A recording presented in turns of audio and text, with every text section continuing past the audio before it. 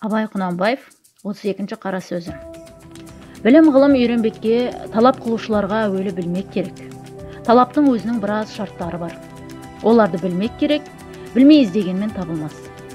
Әуелі білім ғылым табылса, ондай-мұндай іске жаратар едім деп, дүниенің бір қызықты нәрсесіне керек болар еді деп іздемекке керек. Екінші, ғылымды үйренгенде ақиқат мақсатпен білмек үшін үйренбек керек. Бақасқа бола үйренбе. Азырақ бақас көңіліңді пысықтандырмақ үшін залал да емес. Үшінші, әрбір хақиқатқа тырысып, іждихатың мен көзің жетсе, соны тұт. Өлсең де айырылма. Төртінші, білім ғылымды көбейтуге екі қару бар адамның ішінде. Бірі мұлахаза қылу, екінші берік мұхафаза қылу. Бесінші, уайымсыз салғырттық деген бір нәрсе бар. Зинхар жаным, соған бек сақ бол.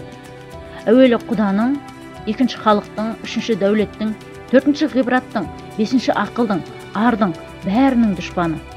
Ол бар жерде бұлар болмайды. Алтыншы, ғылымды ақылды сақтайтұғын мінез деген сауыты бар. Сол мінез бұзылмасын.